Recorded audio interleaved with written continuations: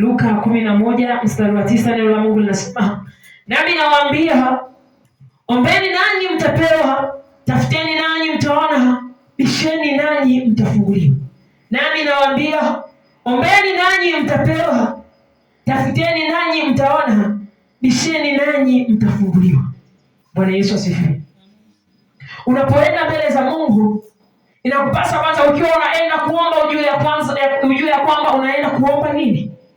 Ujue ya kwamba unaenda kutafuta nini? Ujue ya kwamba ni kweli unabisha, lakini unapofungua unatakiwa kuingia wapi? Bwana Yesu asifiwe sana.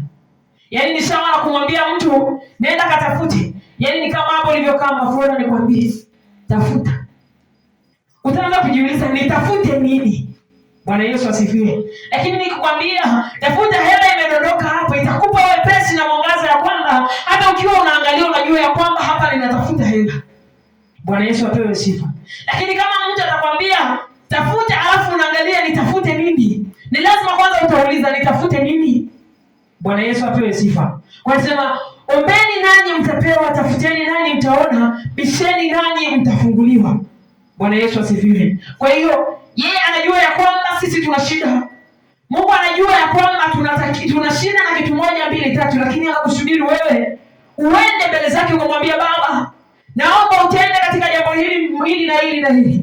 Anatamani asikie unamwambia Baba, nimekuja kubisha mlango, naomba unifungulie. Ninaona ugumu katika moja, mbili, tatu, na yeye atafungua kwa sababu amesema tubishe na yeye atatufungulia.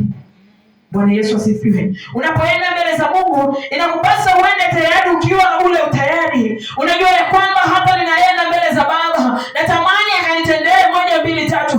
Natamani akakutane na shida yangu moja, mbili, tatu. Natamani akafungue mlango uliofungwa kwenye mambo ya uchumi, akafungue mlango uliofungwa katika jambo moja, mbili, tatu, ili uweze kuingia kwa sababu amesema tuombe atatupa.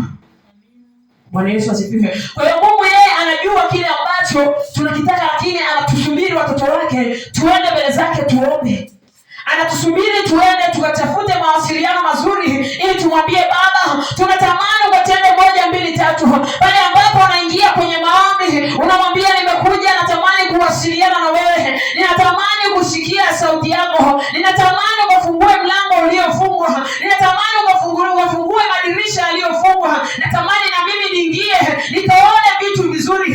Natamani nikazione baraka zako. Na yeye atasema kwa kuwa nilisema ya kwamba wabishe nao nitafungua, tayari amekuja kubisha, basi acha nifungulie. Bwana Yesu asifiwe. Kwa hiyo ukienda mbele za Mungu tayari unajua ya kwamba unatakiwa kuombe nini.